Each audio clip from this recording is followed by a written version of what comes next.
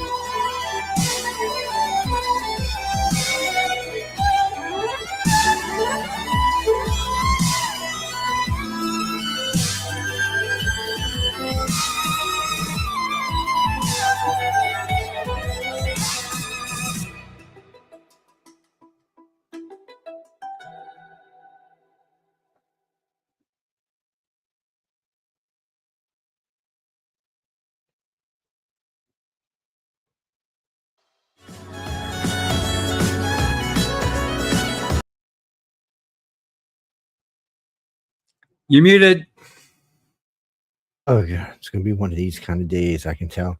And I still got another show to do after this one. This is dangerous. Anyway, welcome, ladies and gentlemen, to the Authors Quill. I hope everyone's having a good week before Christmas, weekend before Christmas. Yeah, we can say happy holidays. You know, I'm going to say Merry Christmas, so you might as well just get used to that. But yeah, it's happy holiday. I mean, you know, we got a couple of days here. We're still running dual holidays or triple holidays right now. So I hope everyone is really having a good time. I'll be making some fudge later tonight, and tomorrow I'll be making some barbecued shrimp with filet mignon and a piece of salmon.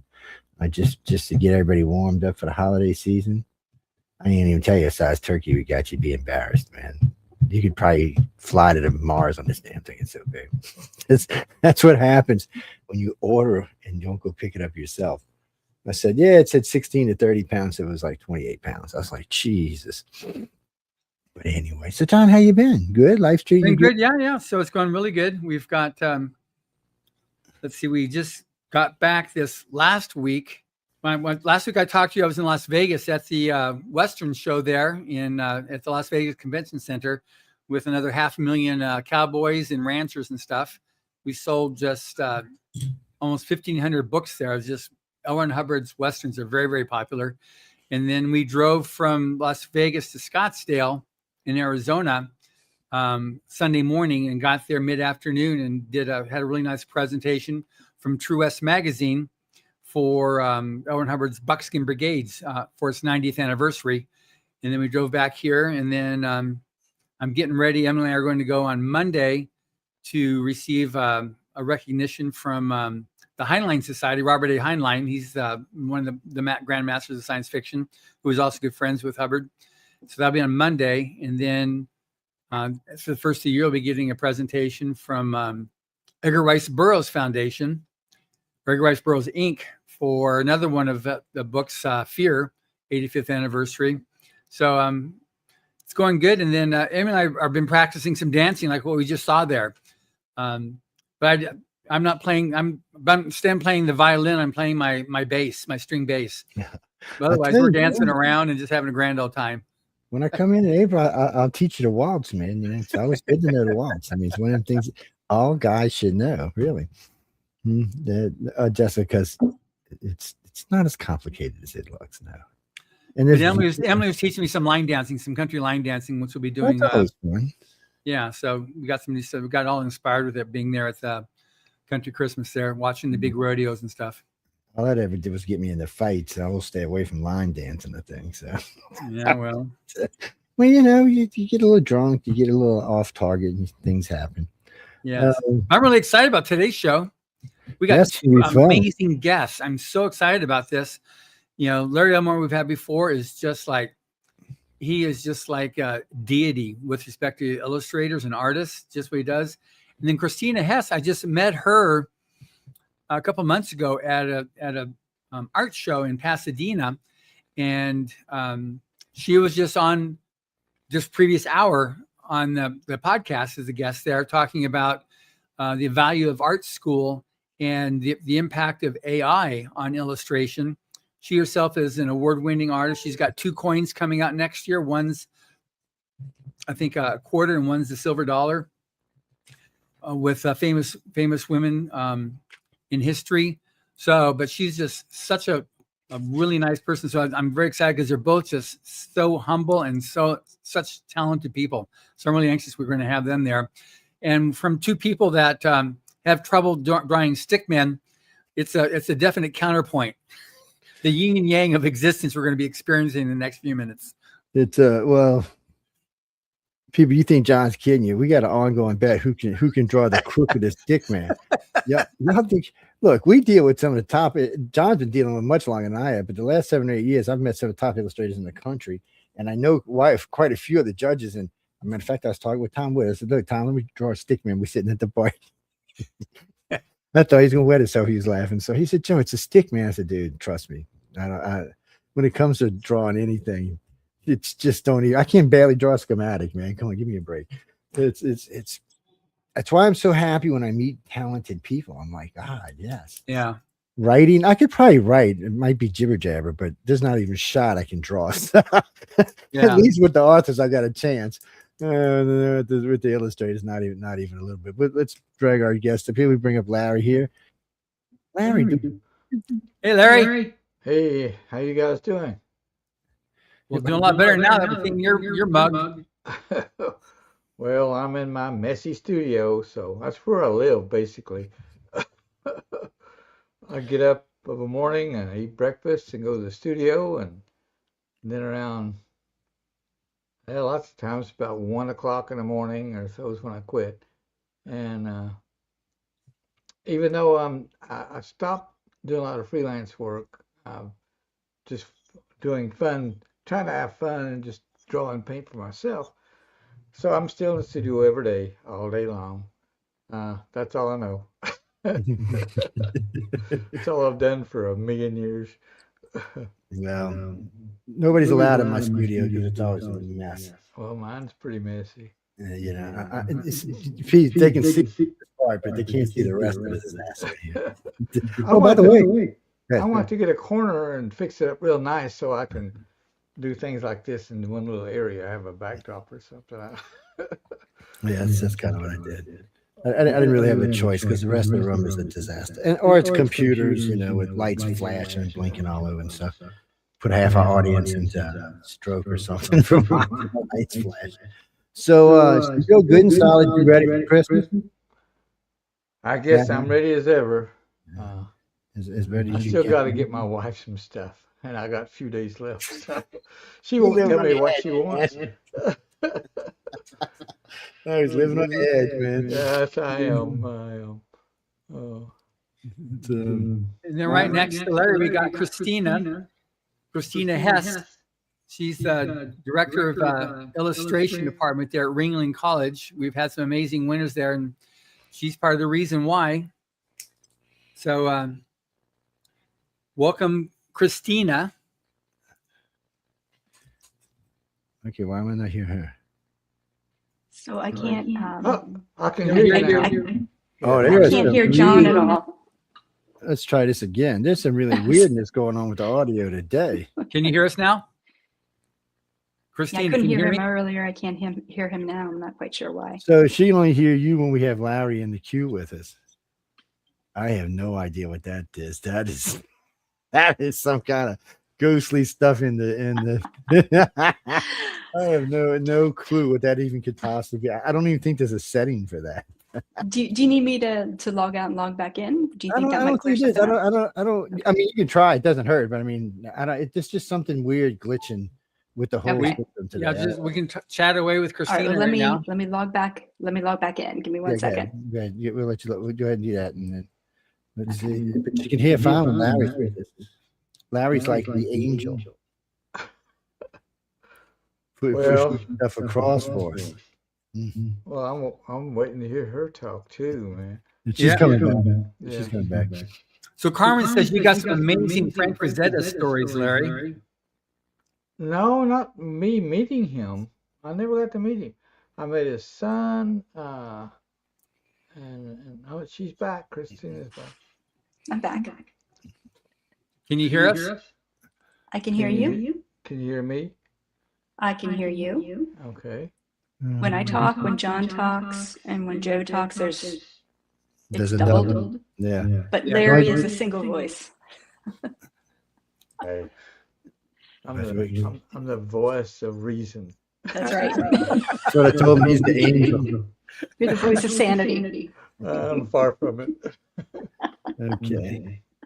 I don't think we've ever had a double audio issue like this before. This is weird, man. It's like the whole room is glitching. It's Carolyn. Can y'all hear it like that? You only hearing the same voice? Don't see. I don't even know how If weird the audience it is. doesn't hear us, then we're fine. It's weird. Do the audience hear the echo? Good. Then we just keep on going on then. It's just weird. Well, if any of y'all start hearing double audio, text us and let us know, okay? Because we're all going to go insane here.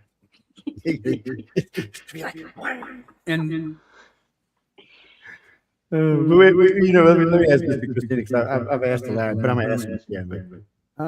So, Christina, what got you started in all of this? I mean, were you a young kid, just said, okay, I'm going to be an illustrator, or were you painting mom and dad walls just for, giggles? Well, so when I was a kid, it's one of those things that I could really kind of concentrate on just drawing. So it kind of kept me tethered to a table, kept me in one spot. And I really felt, I guess you could say, relaxed with it. So I just always really loved it. In addition, my parents had a very large bookcase and tons of books on there, including the old encyclopedias, if you can remember those, right? Mm-hmm. So there were a few issues that I would pull out, and when you opened up the center of them, there would be, colored plates, which wasn't all the time in the encyclopedias. It was majority of just text. And I just remember opening up and seeing all of these fishes, and they were all illustrated, and they were so cool. And I'm like, that's what I want to do. I want to paint fishes of all things. And then slowly, as I started, exploring more of the books, my mom was an avid romance novel reader and an avid mystery novel reader. So I would see all of these book covers on, the bookshelf and take a look at them. They were just so inspiring. So going back to even children's books, Beatrix Potter, The Tales of Peter Rabbit was gifted to me when I was a kid, and just kind of all of it in conglomeration with one another. It's just something I always really loved. So I just kind of continued that, took as many art classes as I could in middle school and in high school and summer classes. And then I ended up applying to a college, University of the Arts, and went there for their illustration program. And the rest is history, I guess you could say. I've been drawing and painting ever since. It's always good when you love what you do. I got to say, it's one of my favorite things. Now I know Larry. Now I've heard how you got started, Larry, but I'm sure we got audience members that haven't. So I'm gonna let you tell it. Back in the 40s. No, well, we'll start back when I was a kid. I was born right after my dad got back from World War II. I was born in 48, so it was a few years later. But my parents just got married, lived in a little house out in the country under the hill. And out in the country, a lot of houses didn't have electricity or running water. That was pretty common in 1948 and 49, 50. And when I was my memory goes back to 3 and 4 years old, I like to draw. Found a pencil, and I even had a scar for many years on I gotta get where the camera's at, on this hand right here. It's about gone, but I had just a scar down through there where we only have one pencil, and Mom had one ink pen. Mom used that to write Dad letters because after World War II he got tuberculosis. And at that time, it was a killer disease, and so he was in a tuberculosis sanatorium for most of up till I was about 10 years old, off and on. He'd have to go back, and so we were poor, but he had bought us this one little old house out in the country on a couple acres, and we lived there. And there was no TV. We didn't have electricity at first. Mom would light the lamps at night, and I would draw. This sounds like an Abraham Lincoln story. I would draw under the lamplight with this one pencil I had. But it got down so short, and I'd bit the eraser part to get more eraser so much that it was bent out. And it was scraping my hand right there. And actually, it made scars. But I would entertain myself by drawing. My dad could draw well, and my mom could draw. But coming from a rural area in the middle of Kentucky, and out of the Depression and everything, they were hard workers and good people, God-fearing people, and I grew up like that. Well, things got better. I mean, that was when I was a kid, but later on in life, everything got better for Mom and Dad, and they did well. But I'm glad I had those times. I got to live at the edge of a time that was disappearing, in a house with no electricity and no run. We didn't have a car. And drawing, I didn't have very many toys. So drawing was it. And Mom had one pad she would write Dad letters on, but she wouldn't let me use that pad. So I mainly drew on brown paper bags. When she'd go to the grocery, she'd get 3 or 4 bags of groceries.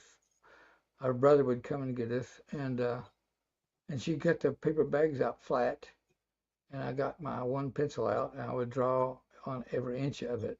And so I'm glad I went through those years, and it really I wanted to entertain myself, develop a good imagination. I come from a family of storytellers. A lot of the old customs of the South are in the Appalachia area. I live more in the flatter area of Kentucky, not the Appalachia area. But all those stories and everything, the way they entertain themselves, self-entertainment or just groups, I experienced all that, and that I think that helped develop my imagination for fantasy art. Because that's about all I had was imagination. Yeah, that's a good thing. There seems to be a lack of these days.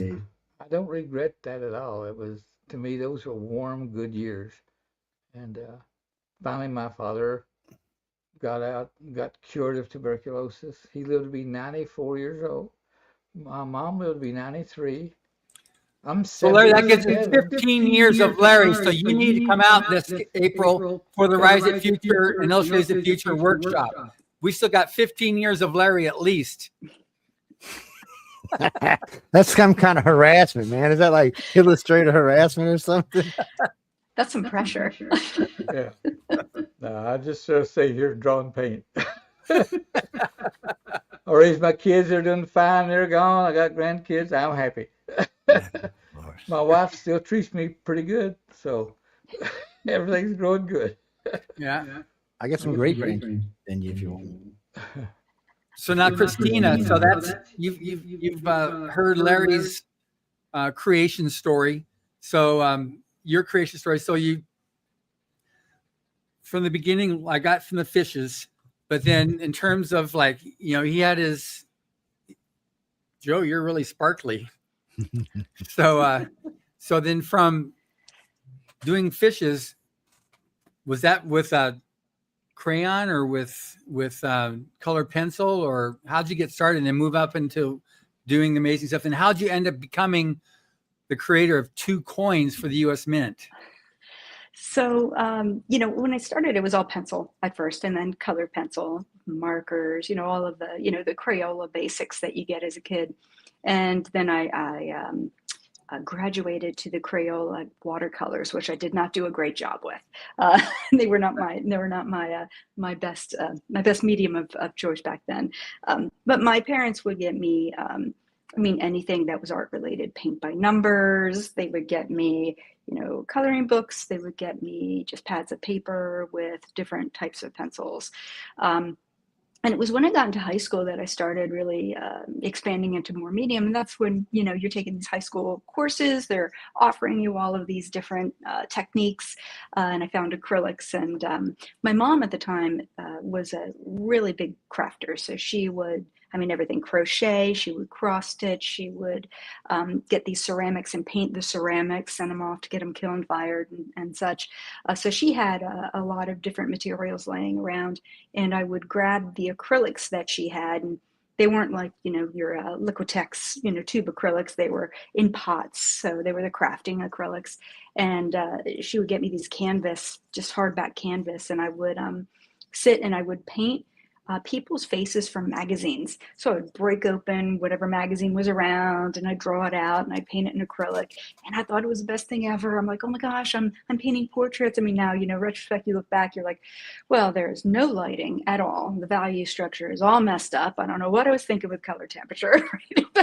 But at the time, it was just a great way to satisfy that creation process. So anyway, through classes in high school, just learning all of these different mediums, I was, I had that, I had the bug. I just wanted to keep going. So went through the illustration department at the University of the Arts. And that's where I was actually trained in oils. And my initial portfolio was in oils. Moving into, the industry, I was working at a local publisher in Philadelphia called Running Press Book Publishers. And I was doing basically vector illustrations, just little maps of, countries for a book on sake or whatever it may be. And then I was also doing a lot of editing. So I was learning the kind of, back end of a lot of publishing. Mm-hmm. And in addition, they would also, allow me to do an illustration here or there for some of their art books. And it was then when I was, my partner and I, who he's also an illustrator, we were living in an apartment in Philadelphia on South Street. And long story short, there was an empty lot next door. It had been raining for 30 days straight, and they decided they wanted to dig it up, and a bulldozer ran right into the bearing wall of our apartment building. So the whole apartment building shook, and then slowly over the course of a couple hours, we saw this gigantic crack go up the side of the building, and then the one whole corner of the building just fell. We were in the back corner. So our apartment was somewhat saved, but we couldn't live there obviously anymore. So we had to go in and grab all of our stuff. And that was a real testament to saying, okay, well, I'm painting in oils at this time. I have these jobs that I'm working on. I have no place to set up. I have no place to live. I have no idea what I'm going to do, but we had a computer. So we're like, well, now's the time to learn how to digitally paint. So we had a Wacom, Intuos, and a computer. So we kind of learned on the fly that let's start to digitally paint and try to translate what we do traditionally onto the Magic Thinking Box, and then I became a digital illustrator. So I was working digital for a long time, a lot of small jobs and just kind of different jobs, a lot of publishing, like I said, smaller jobs within the book publishing company I worked at. And then as I'm doing this, I'm also going back to traditional work. So I'm going back to oils, and I'm going back to acrylics here and there, and I'm trying all of these different new things. And then, when I go back to oils, I realize, oh, well, because I've been digitally painting and allowing myself to mess up digitally because it's so much easier to fix, Command Z, layers, all that fun stuff. Then going back to traditional, I'm like, oh, I can do this much more faster because I've become more decisive. So I started building up my traditional portfolio. And throughout all of this, I'm starting to go to conventions, starting to, just get out into the industry. So IllexCon was one of the first conventions I tabled at. I don't know if you can hear that, but they're sandhill cranes and they were very loud. So I apologize for that. So IllexCon was a really great place to just table, and that was just the showcase. I wasn't doing the main show. Then Spectrum Live came around, so that was really a wonderful experience as well. Got to meet a lot of good people, got to see a lot of new things, and one of the things that happened was, there was a woman who came up to the table and started talking to me about my work, and then I had later ran a Kickstarter, and she followed me, and she became one of my biggest supporters for traditional work. So then I was back doing commissions and back doing oil paintings for commissions, while at the same time balancing the commercial art that is digital. And through there, I just kind of really became close and really became how should I say, just had really good relationships with the clients I did have. So they would ask me to do things that I really didn't usually do, like watercolors. Hey, can you watercolor food? And I'm like, well, I can. I don't know if you want me to, right? So I'm like, well, I'll do 2 samples for you. I do a watercolor, I do what I usually do. And then they chose the watercolor. So they ended up being several recipe books that I was doing watercolor food of. And it's something that I don't usually put on my website because it's not really what I consider my work to be.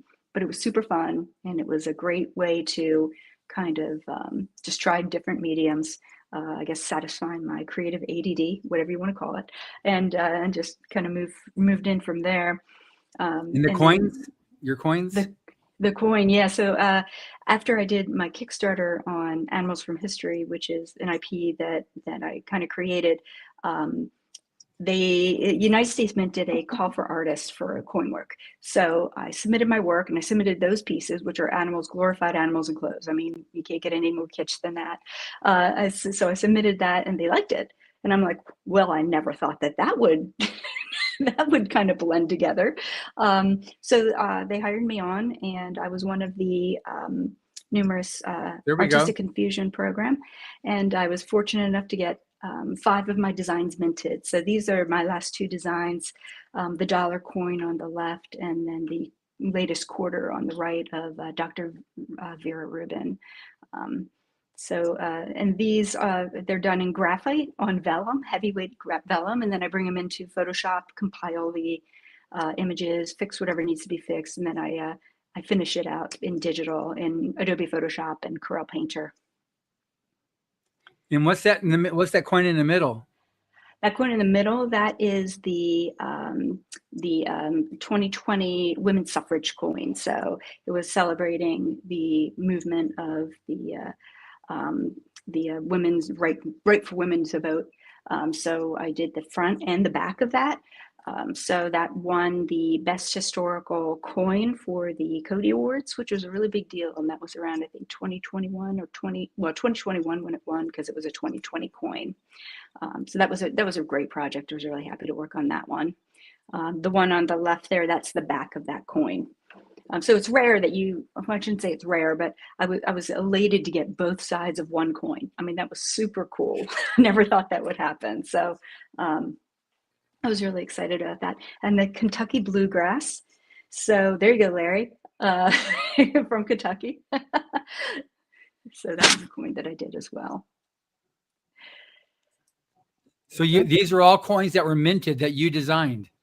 Correct. Wow. I thought it was just 2. So it's like 4. So I got 5. I believe it's 5. And I designed many, many more that were never minted. So because you sign it basically an NDA, I cannot show any of the coins that were not minted that I designed. Right. Are out there, but I need to honor the United States Mint's contract, and I cannot show them. Yes, because they might use them some other time. That's exactly it. Yep, that is correct. They might find a use for them in another program somewhere. So is this all digital here that we're seeing? Yes, so all of those that you're seeing right there are digital. The animals, some of them are in oil, some of them are digital. This is still all digital. But if you go back to the dog, the Napoleon dog, that was, and there are some more. Yes, We just went through 2 more dogs. foods. I'm gonna name that one Carmen. I seen that piece early on. That's where is it? It's up here somewhere. I seen it a few minutes ago.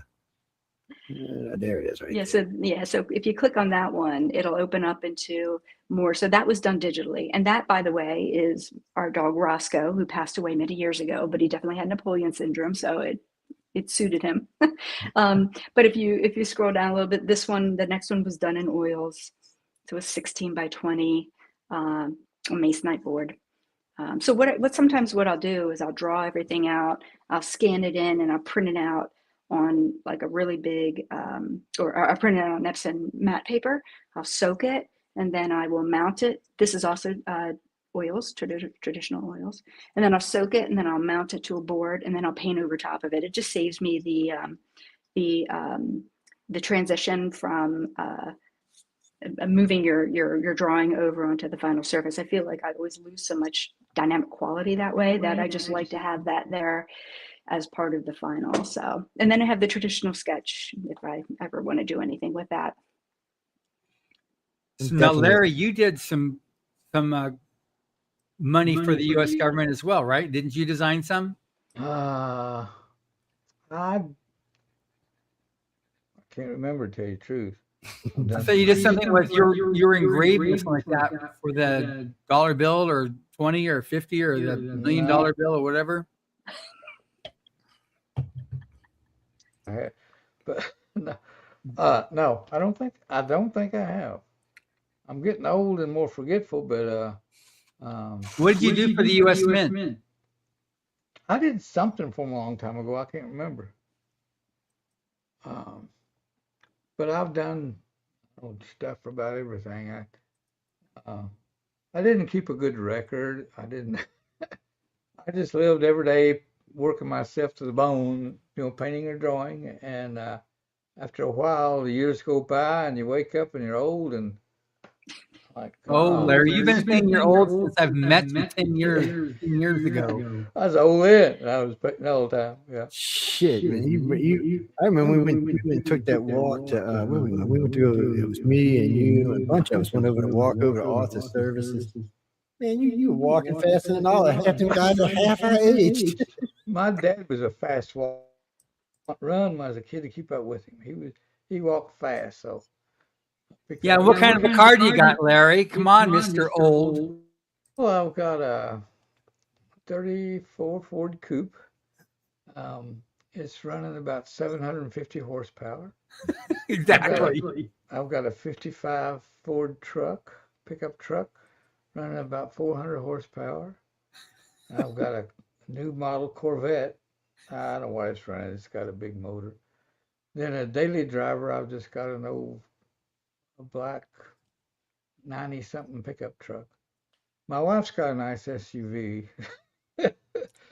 But when I built this house, I don't know, put a 3-car garage on it, on the end.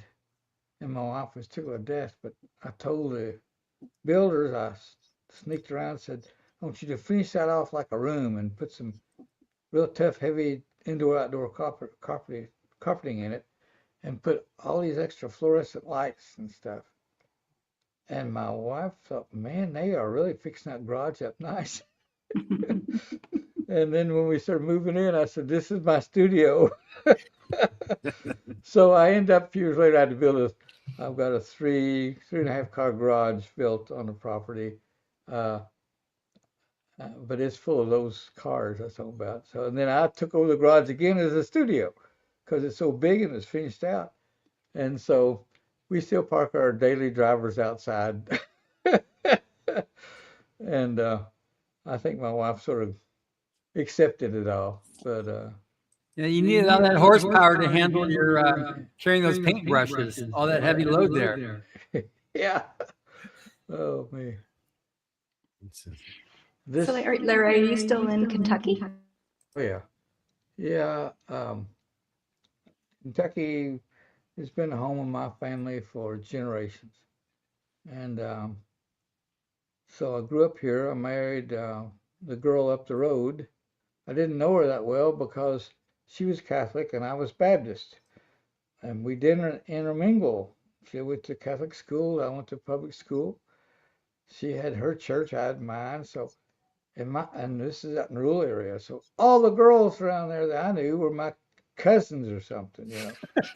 So, and you couldn't marry cousins. So all the Catholic girls, they were, oh, beautiful, man. I'm like, God. And so when I was in college, I got a little bit more liberal. And so I started calling the girl up the road I'd seen. It was really cute. And we kept talking, and pretty soon we, dating and then engaged. And we was engaged for a couple of years because we didn't know how we was going to get married. Because if it was a Catholic wedding, all the Baptists wouldn't come. Baptist wedding, the Catholics wouldn't come. So we married in my parents' front yard and got my uncle, he was a minister, and got the priest. During the summers, I'd mow lawn for the Catholic Church because they had like 40 acres of lawn all over the place. And I got to know him real well, and he got decent money back then, gave me spending money. So he agreed to marry us, and my uncle agreed to marry us, and we didn't marry in either church. We married outside in the yard, and I think the whole community come from miles around to see how we was going to get married. But we did, and we've been together ever since. We was double tied, double knot. So, and we still get along pretty good. It's Getting always old, good when and you can stay it's with been the same good. person. It's been good. Got two good kids, doing good. So That's life's been excellent. good. I'm still drawing paint. That's all I've ever done my whole life. Cause trouble and drawing paint. That's about it. Larry, did you go to school after high school for art? Kentucky University and got a BFA in art, and then about 2 weeks after I graduated, well, no, I didn't get to go through the graduation ceremonies. I got drafted. I finished it up and got they mailed me my diploma, uh, so I got drafted immediately. Spent 1 year at Fort Knox as an illustrator uh, for Army manuals, and then I thought, man, I'm staying there. So my wife and I finally got married. Because we got married, I got sent to Germany for a year, so I brought my wife over, and so I spent my second year in Germany, and that was great because I bought an old Volkswagen Bug, and we ran around all over Europe, taking pictures and seeing things. Every time I had a weekend, a long weekend, or I'd take what days off, and we would just travel. So it was really great. I think.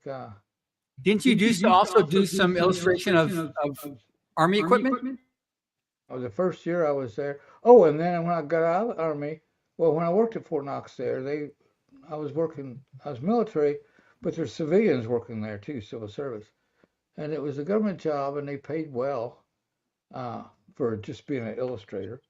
And so when I got out of the Army, well, my boss there where I worked, he said, when you get out, he gave me all the information to fill out about a month or two before I got out of the Army. So he said, we'll hire you. And so I got hired at Fort Knox as an illustrator, illustrating military stuff, which I could draw all the Soviet equipment like tanks and personnel carriers, all the American tanks, personnel carriers, the Huey helicopter, the Heinz, and the Cobra, all from memory. I didn't have to look at anything. I just sit down and draw. And uh, it was a good education there too. I worked there for about 6 years, and then I quit and I started freelancing on the side. So I quit and started freelancing. And I was doing good freelancing, and we built a new house here in Kentucky. And then TSR called me up. I did a couple of jobs for them. Then they wanted to hire me, and I told them no. Um, they were located in Wisconsin. That's a Dungeons and Dragons company, TSR. And so I was freelancing for them, and then they wanted to hire me, and I said no. And they tried 2 or 3 times. I kept saying no. So they flew the president of the company down to my house. And so we fed him supper like good Southerners. And after we ate, he pushed back and he said, "Now let's talk business." I'm like, God. He said, "What are you making at Fort Knox?" At that time, this is back in the 80s, or early 80s, maybe 79. And I said, "I just made GS9." I said, "I'm making 20,000 a year," and which was good money. Yeah, it was good money back then. Yeah, and he said, "Well, we'll double it." And I'm like, "Shit." I said, "What about this house we just bought? We've been living on about 2 years, or a year and a half." He said, "We'll take care of it. We'll buy it if we have to and sell it for you, but don't worry about it. And we'll have a place rented for you in Lake Geneva, Wisconsin when you get there." I looked over at my wife, and her eyes was pretty round, pretty wide, sort of like a go ahead. So I just stuck my hand out and I said, to shake his hand, I said, "You just bought yourself an artist." And so we moved up there. They stuck to the word. I worked up there for 7 years. And while I was there, TSR went through a lot of struggling times, and it was a young company. It's fun to work for, and they were hotter than a firecracker with Dungeons and Dragons. But it was like the goose that laid the golden eggs.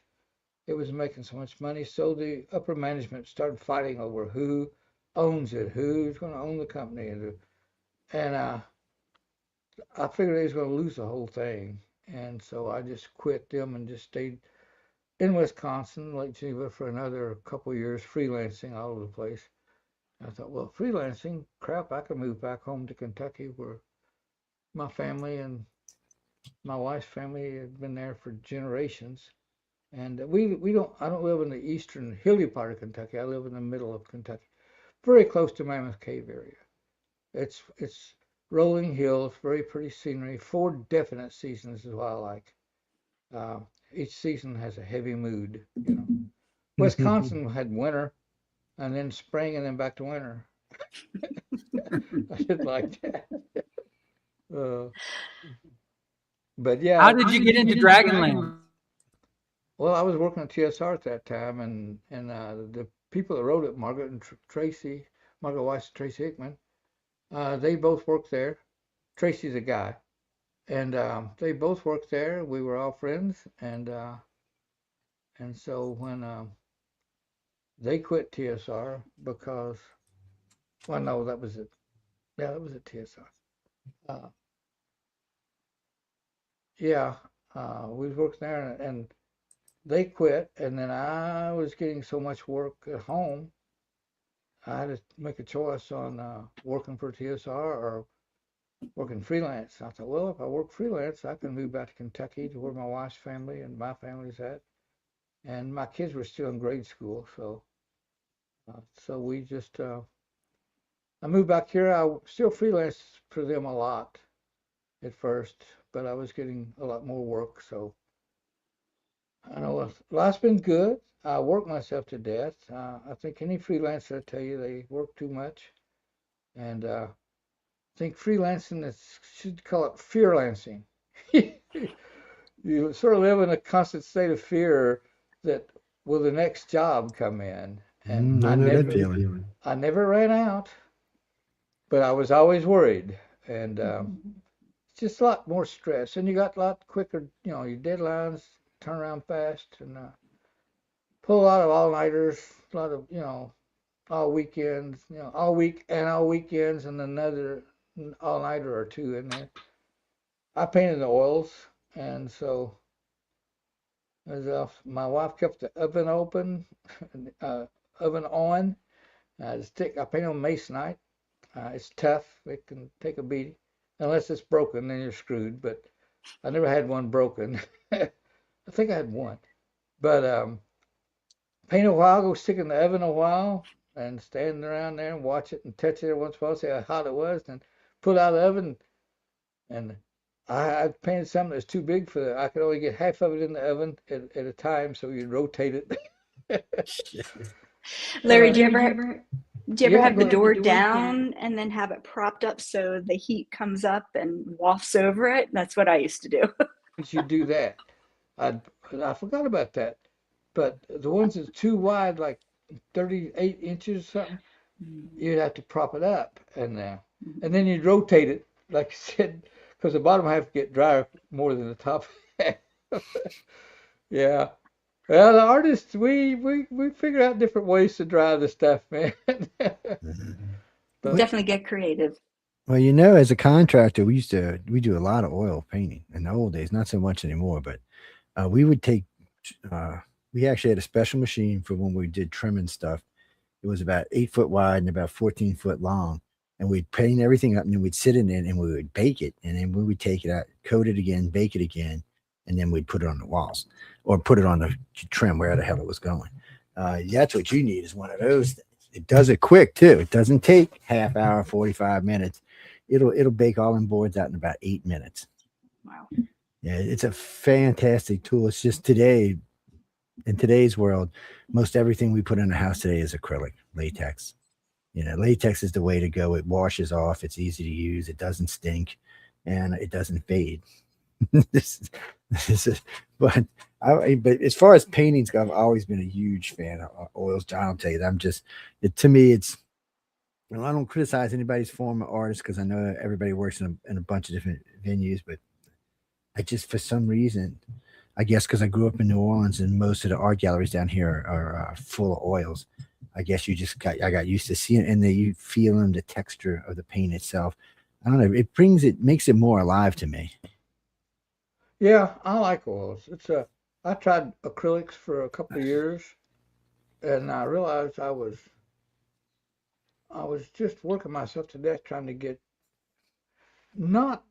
I knew what I was wanting to get. The acrylics wouldn't do it for me. And of course, it dried real fast, so you paint over it. So you're painting over and painting over. Yeah, and which changes the colors. Yeah, and then I just quit, dug my oil paints out, and started working the oils. Like, oh my God, I can glaze. You can do everything with it. And you learn to use the right amount of dryer and stuff to work and be dry enough to touch overnight. You can keep going. And then sometimes, again, if it's a bad deadline, you go, stick your painting, if it's small enough, in the oven. If not, you prop it up in front of the oven and let it get so hot you touch the back of it and like, whoa, man, that's going to warp or something bubbling, so I can get it out. Catch your damn stuff on fire, man. But yeah, I think artists, a lot of freelancers and stuff, you figure out all kinds of ways to save time, because you want all attention is about doing a good piece of art. It's got to be good. You're signing your name to it. You can't just. That's right. What's this piece? Go ahead. So this was a private commission for my Animals from History Kickstarter campaign. So when I ran the campaign, I only had, I think, 2 pieces done for it, and I wanted to create this kind of like analog type of a story. And part of the tiers where backers could get their own pets as immortalized as some sort of a historical figure. So this person chose, for her 2 animals, chose Don Quixote, the characters from Don Quixote. So it was a little off script from the actual author, but that's okay. That's one of the things that I'm like, let's do it. Yeah, so that is in I think Las Vegas somewhere, and Yeah. this was Henry V. Again, another oil painting. I got a friend Both that were looks like oils. this guy. Well, they do say pets resemble their owners, right? Yeah. Yeah. So You're talking about the oils and the acrylics. I remember when a few years ago when Frank Frazetta's home was converted to a museum, and Emily and I were invited out for the grand opening, and that's where we played a video of Frank Frazetta. It's the only video that exists of him talking about his painting style. He's just amazing. But you're seeing all the actual painting. There's probably 30 paintings there, actual oil painting, because he did oil. But then there was a display case that had all of his oils and all of his brushes, his tubes of oil that he had that had partially used, and all the different brushes that he had, and the turpentine and stuff that he used for cleaning the brushes. It was quite fascinating seeing all the stuff that he did. And then his whole house was an art studio. It was amazing, all of his art. that was an amazing museum. That was in right outside of Strasbourg, I believe. And we had There's gone one up up there, in but it was, Strasbourg. This is in Florida. This was the one that this was was in Florida. his home that he lived in, and that's when he died in. And so he even had his last painting on display that he was in the middle of painting the night that he passed. But we had all those things there, and there was both urns with his ashes and his wife's ashes were in there, and it's the whole. I mean, it was an amazing experience, and that's the home they lived in Wow. Florida. Very cool. I've got to go check it out. I'm in Florida, so Yeah, that's exactly. a no-brainer. It's really, really nice. Yeah, we all get in Florida a lot. It's So this is the Queen of England, or which Mary Queen of Scots, or what? Yeah, this was Elizabeth I. So Elizabeth I, it was okay. based. Yeah, so it was based off of a family friend wanted their cat immortalized as Elizabeth I, and I dragged my feet many years on it because I didn't want to be the person to paint animals in clothes. Lo and behold, I ended up doing that. But a lot of people like cats, so that's a very still a popular one that sells. I saw a lot of prints of that. Dogs are very breed centric, so you only get a little, pocket that really like Cairn Terriers or German Shepherds, but cats are pretty universal. Yeah. Yeah, dogs tend to have more personality than cats do. Yes. I'm sure people will argue with you on that one there, Joe. No, I have both cats and dogs, but I mean, when it comes, right now I get to get dogs, but usually we have both. The thing of it is, cats always get this mainly one expression on their face, unless you really hack them off. But dogs, every time I look at my dogs, they got a different expression on their face. They're like, I think they're retarded sometimes. I got Chihuahua, so they probably are retarded, but they definitely are noisy. We'll say that much for sure. I don't know how I went from having big Rottweilers and German Shepherds to Chihuahuas. And they definitely have their Papa Joe wrapped around their little baby toes. And they sleep in the bed. They're spoil rotten. It's I'm surprised I haven't heard one of them go off by now. They hate my neighbors.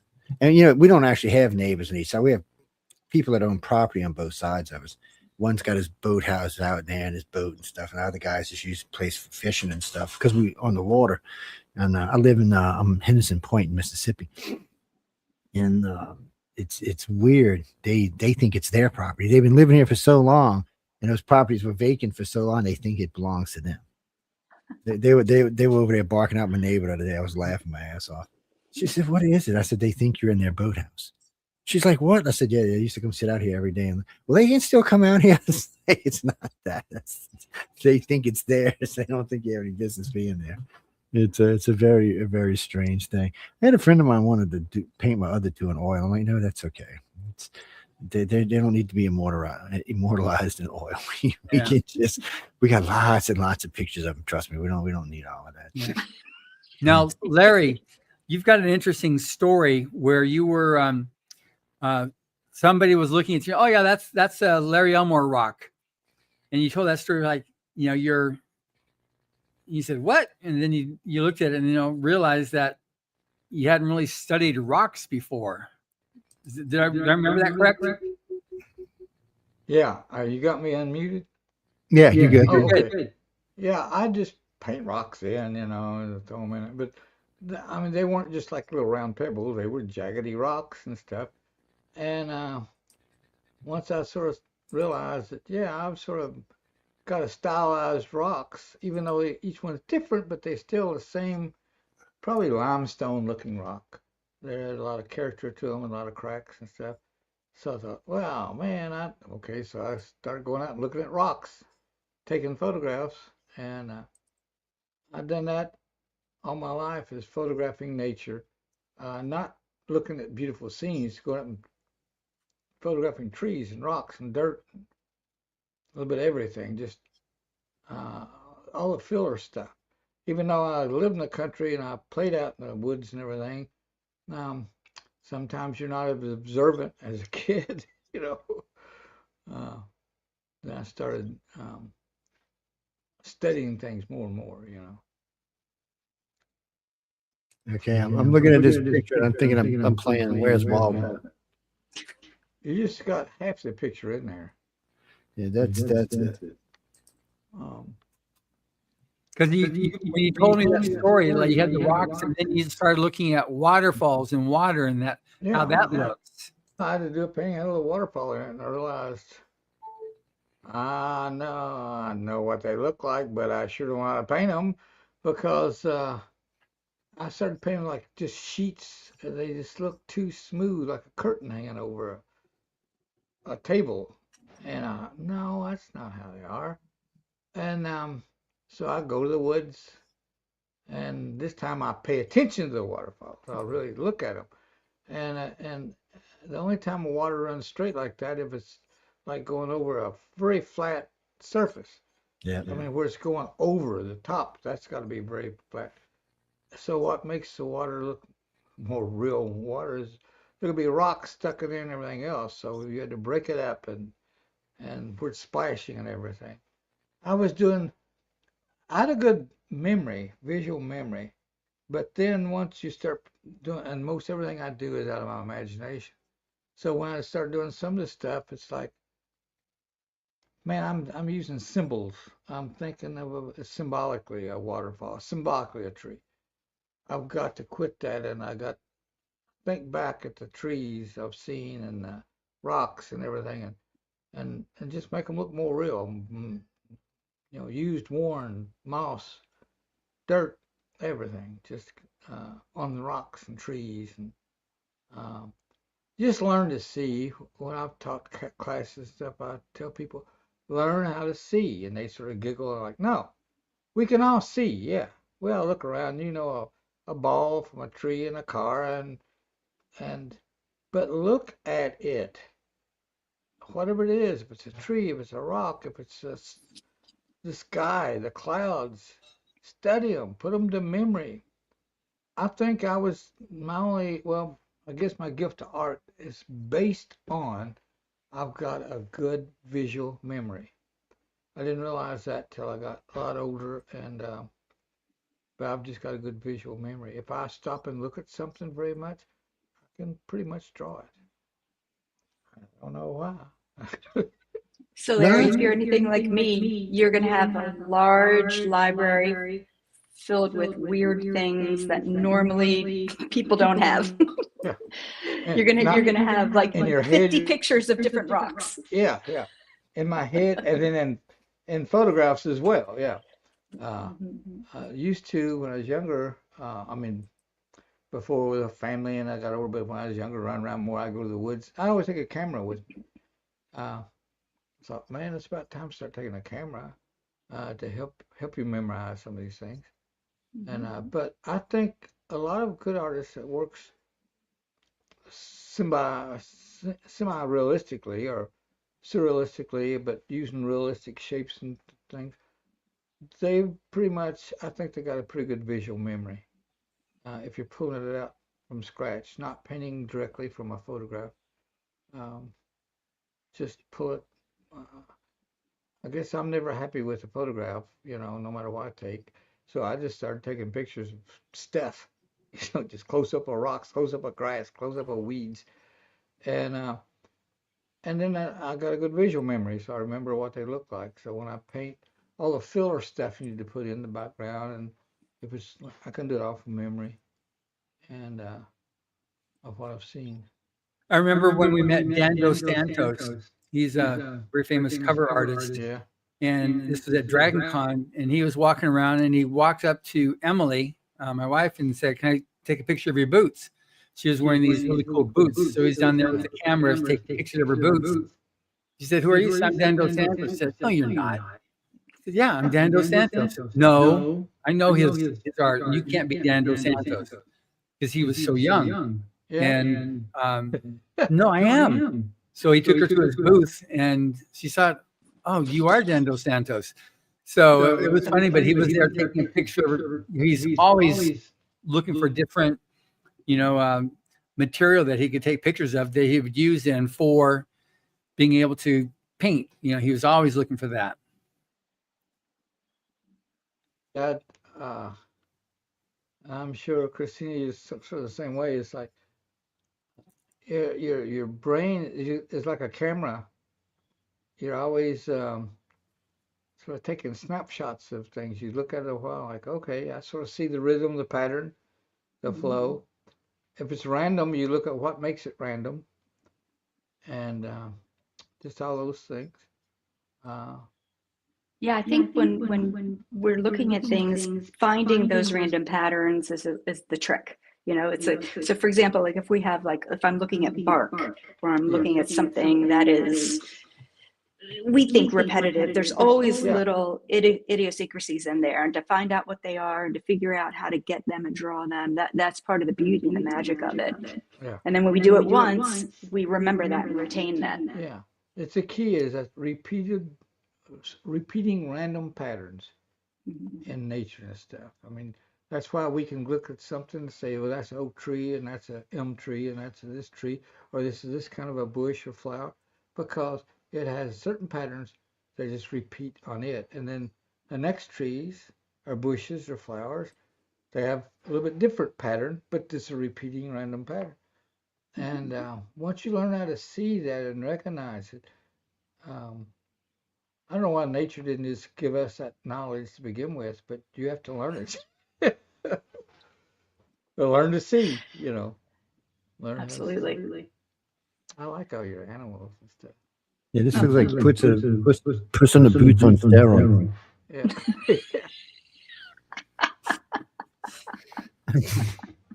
So, they're fun. You really enjoy painting animals? Yeah, I went for a spell there where I did about 25 of them, and then I kind of got tired, and I said, I need to just not do that anymore. And I have John Lennon as a cat in the Sgt. Pepper outfit, and I'm probably 90% done with it, and I've been 90% done with it for 3 years, and I just don't want to finish it. I've got a painting like that. It's not even half done, and it'll be good when I finish it. But I got the drawing about a year and a half ago. It's like I haven't sat down and done big drawings, and I started having fun, and that's all I've been doing for the last year and a half, just doing pencil drawings, and some inks. But drawing usually is what gets us all started to begin with when we're a kid, drawing with a pencil. And sometimes we get so busy with paint and everything that just doing drawings, finished drawings, forgot how much fun it was, I agree. And like when I was doing all of these things, then I got hired as part of the Artistic Confusion program for the United States Mint. So then it was all about graphite. It was back to drawing. It was back to black and white. It was back to doing that and portraits. So it's, I think, that constant continuation of the industry and what we do. That's good. I know I've been in a drawing mode for about, I guess, 6 months. It's been drawing drawings, and just for fun, whatever comes on my mind, I'll draw it, and I'll just stick it up on eBay, and I get paid for my time, But it's after I do a drawing, it's done, whatever. I want to draw something else, or paintings the same way. I do look back and regret selling some paintings, but like most artists, I needed the money then. Raising a family and kids and college and everything else coming along, and you sell some art that now, God bless, I sold them for nothing compared to what I could sell now. Well, you got a great story, Larry, about you had all your sketches and you wanted to throw away to declude your garage or whatever. And whoever said, no, don't let me try to sell it. And all of a sudden you were selling these sketches, these preliminary pieces for thousands of dollars. Totally surprising you. I've thrown away a fortune, yeah, over the years. Now I'll keep. I don't keep my rough sketches. I throw them, but I'll keep like my final sketch or drawing for a painting or something. I'll keep those and sell them on eBay or something. I don't. I haven't sold. I mean, some artists I've known that kept everything they ever done, and some that's sold a few, but they keep the majority. I sold everything. We had to make a living, you know, and my wife worked and she done good, but I was a money maker and the kids in college and everything. You can't paint fast enough. So I started selling originals and the prices kept going up. So it finally got to the point where I didn't have to sell originals, really. So got my kids grown and they're doing well. So now I just paint for the fun of it. I don't have to sell it. I can do whatever. I do a lot of drawings, and I do those for fun and just to sell. And but life's been good. I can't complain about anything. I've met a lot of great people, including all of you. Um, it's been a blessing to me, and I'm grateful for everything. Um, I can't talk about too much. I get weepy because it means very much to me. How many of us um, get to do what we enjoy most and make a living for a lifetime? Not very many people get to do that. And I think sometimes during my life too, I've taken it for granted. And you get so busy, you forget how lucky you are. You know, to it's like being a singer and making a living singing, or an actor making a living acting. Artists seem like they have had the hard end of the stick for a long time, but art's opened up more to the world now. Fantasy art is here to stay. Um, when I was in college, they wanted you to follow some school of art, you know, that's been done forever. And I started doing fantasy stuff. There wasn't no such thing as fantasy art, but I was doing surrealism and fantasy. I'd call it all surrealism. And the teachers didn't know what to think about it. They said, well, you can draw well, but your subject matter is weird, you know. I didn't want to sit down and draw a bowl or draw just, you know, a grape or stuff. I wanted I grew up, like I said, outside. I wanted to be part of nature and danger and threats and thrills and, you know. So fantasy art just came natural to me. It's interesting you say that because I know that some college programs kind of turn their nose up at fantasy art, which I find hilarious because it's such a great industry and genre to get into. It's like, okay, what I'm supposed to do? Everything I paint, I've got to have a model set up or a still life set up, and I've got to copy it. Is that being creative? No, not to me.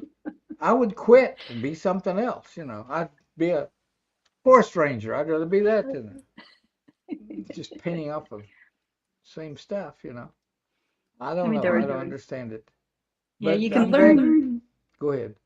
Oh, you can learn like lighting and different color and value. But I mean, there comes a time where, you know, are you going to create a portfolio of things that already exist, or are you going to create a portfolio of a world, of a story, you know, of someplace that is of imagination, where you want, you know, your audience to participate and be like, what is happening here? Oh my gosh, I didn't know that could exist. And I think that's, I mean, your you know, your legacy shows that's what it's about. Okay, sorry guys, I'm going to interrupt y'all for Nope. just a second here. If I can find back where I was. So let me go back. So we're giving away lightsabers every day now until New Year's. As y'all see, What? I got my favorite one in my hand right now.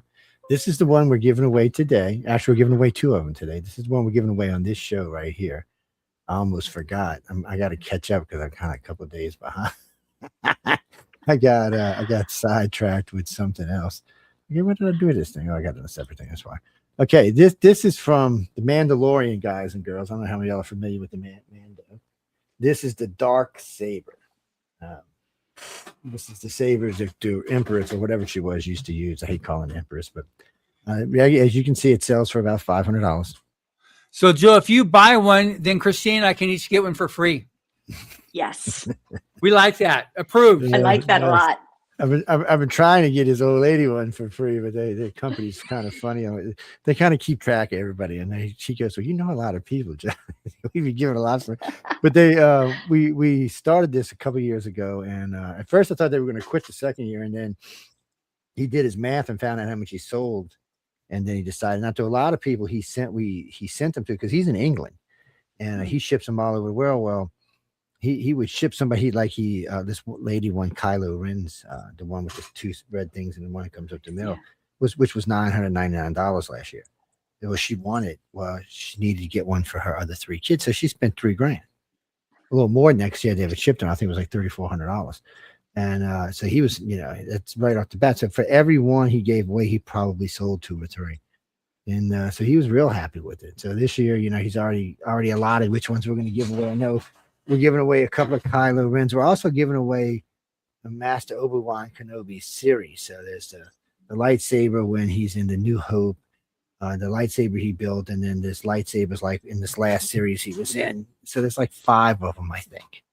And then right now, still the most favorite one is Master Windu's because it's purple. It's not the coolest looking out of them all, but it's purple, and then people just like the purple ones for some reason. They all come with sound effects, and be smart because he's going to send you a letter before you get it. He's going to ask you what blade you want on it. Okay. This has a fighting blade on it. Listen. Okay. The blade that actually originally came with this lightsaber was a beautiful piece of glass that if I'd have done that would have broke. So they have clubs where you can fight lightsaber fighting now for about 5 or 6 years now. So they came up with these blades so that you can whack your dog with them, hit your husband or something, torture your cat, things like that. Chase around. I got you now. So anyway, since we have 2 illustrators with us, normally I would just give it away on one of the illustrators, but both these illustrators are well known. They got their stuff out there. You should check out the work. Matter of fact, I have both their websites up so you can go check them out. You can even see the prices of stuff because I was scrolling through their shopping list. So if you get lost, ladies and gentlemen, you can always come back to this show and get the website. But so John and Larry were talking about a particular person, and Christina joined in about a particular artist. I want 2 things. I want you to tell me who the artist is, and I'll give you a helping hand. He painted this picture right there behind me. There it is. Oh wait, you can't see it because everything's in the way. That picture right there. He painted that one right there. That's actually a poster, but he actually painted that picture. So tell me who it is. It's got a signature on it. It does have a signature on it, even though you're not going to get that close with my camera. So don't worry yourself. But I want to know who the artist and who the artist is and when the artist passed away. So send me that over to ICAR.Cox.net. We'll do, you know what? Because I know this is going to be tough on some of y'all. We'll do this on the seventh person writes in. Of course, if that person doesn't win, it'll be the next person after that. So you've got till the end of the show. If it's not given away by the end of the show, it goes to the next show. And the guys over there would like nothing better than give away 2 lightsabers. So I'm just telling you. Why can't it come to one of us? Like Larry? Guest and host aren't allowed to get them for some reason. I never understood the guest part. I understood the host part, but I never understood the guest because we got 40 hosts on the network, so it gets a little crazy fast. But one of my good friends, he's a good regular guest. He comes on. He said, "Joe, you can't give me a lightsaber." I'm like, "No." He's like, "Wow." I said, "Because in good faith, I'd feel bad." I said, "You know how many people want these things out there? But you can cheat. You can always do it on a show when you're not on air. If you're a guest, just when you identify yourself, use your sister's name or something, your brother's name or something." No, I seriously, see. we're going to give away before the first.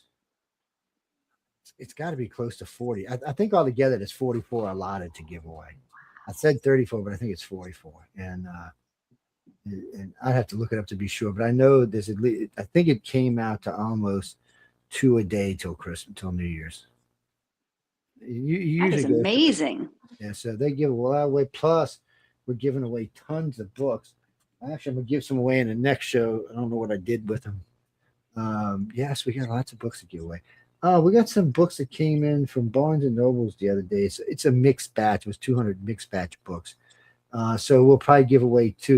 We always give 2 books with a lightsaber, by the way. Y'all know that, right? A lot of times they're going to be Writers of the Future books. Sometimes they're going to be random stuff from Books A Million at Barnes and Nobles or somebody, or from sometimes individual authors will send me stuff to put in the batches. Yeah, but we usually give away about 2,500 books a year. So, we definitely want people to be literate. And we used to give away artwork, but we haven't been getting any in the last 2 years. For some reason, it used to get, people would send me like the 12 by 12 or 12 by 18. It's digital art probably. And we just post them, put them right behind where all these books are, and give them away. Well, people, because when we give away stuff, we mention the artist's name. That's why. Well, Larry doesn't need his name mentioned. Larry got enough work to last another 100 years, man. Jesus. He's the least person who's got to worry about work. It's and he likes what he does, which is a rare thing to start off with. Well, I like what I do too, but I like what I used to do, and I like what I do now. So I can't say nothing. But remember, people, get to writing. I think this is the first time we've given a dark saber away too. By the way, there's going to be 3 of them given away this year. 2 or 3. Yeah. So. Well, one thing that we haven't really talked about a whole lot is that Larry is a judge for the Illustrators of the Future, which is a competition for any of you artists out there listening. It's free to enter. It's been going on. We're in our 42nd year of the contest, and this year what's really special about it is the year we break 1,000 writers and artists published in Writers of the Future. And year 42 is very special for anybody who knows science fiction because of Hitchhiker's Guide to the Galaxy, the ultimate question that's asked for the answer to the life, the universe, and everything. And it's the number 42. So this is the 42nd year. So it's also extra special there. But the contest is, we're in the first quarter now of year 43. It's free to enter and is judged blind. So all that, when Larry sees your entries, all he sees is the number and the art. He doesn't see anything else. He doesn't know if you're male, female, nationality, ethnic, religion, nothing. He just knows you're a good artist or not, So it's something that levels the playing field. We've had winners from 52 countries, entrants from over 175 countries. All winners are flown out to Hollywood for a week-long workshop. Larry's been there for a few times in person and other times via Zoom and teaching some of his basics of art and illustration.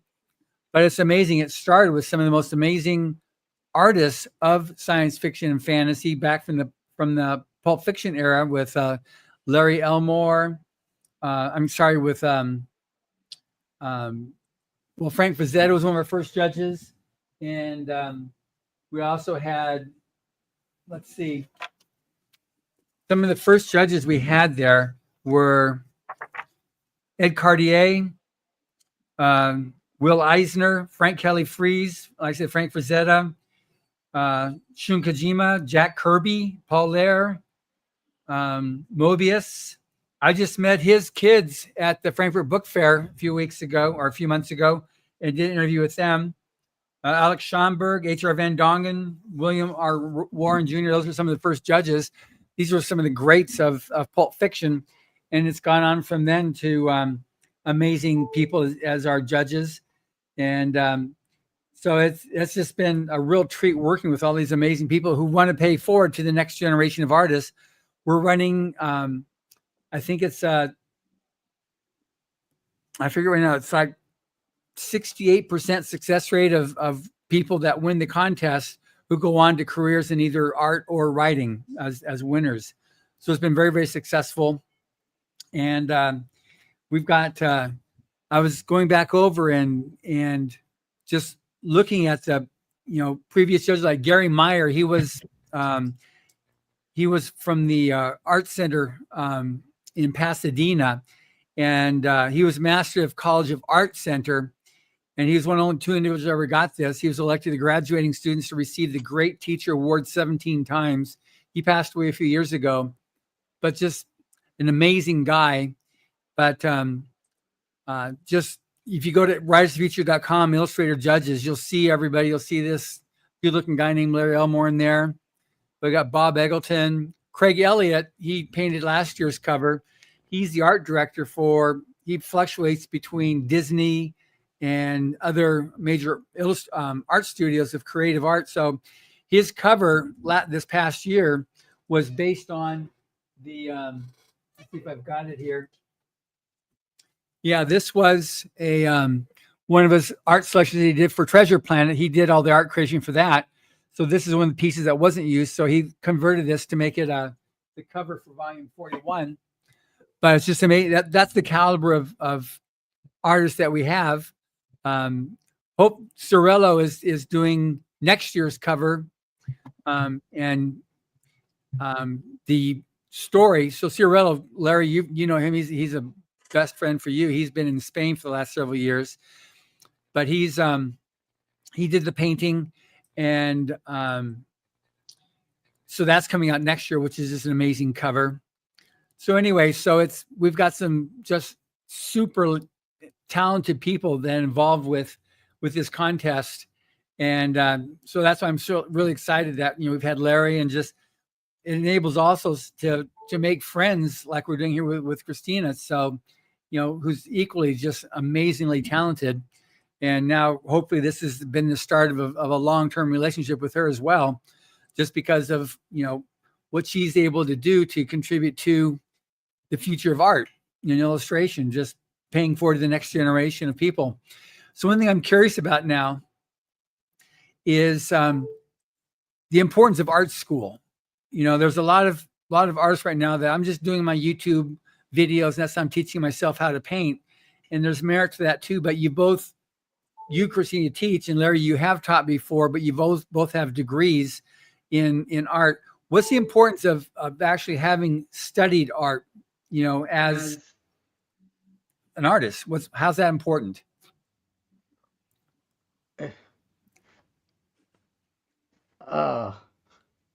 It's very important. I don't even know where to begin. It's like, I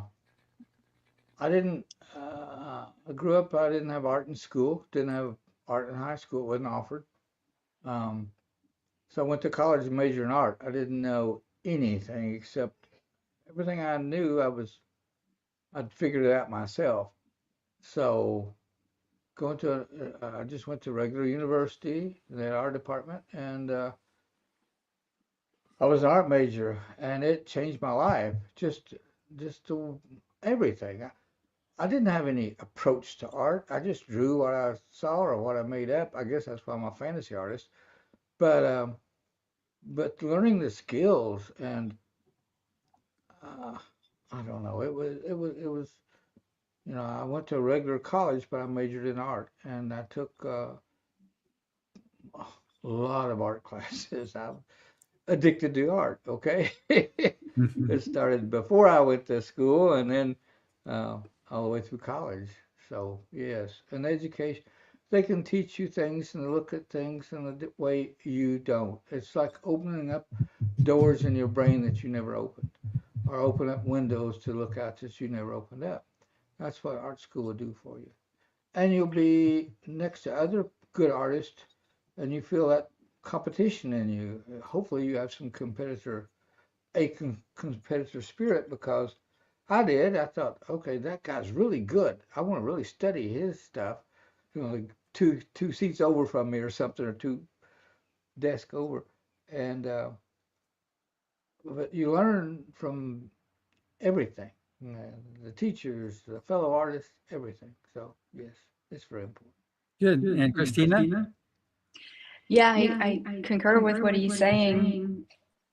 Basically, when you're in an environment and you're learning from numerous different people, you're learning from numerous different professionals, you're learning with numerous different people who work in different styles, you're going to take so much more away than just learning from one or two people or video tutorials or what have you.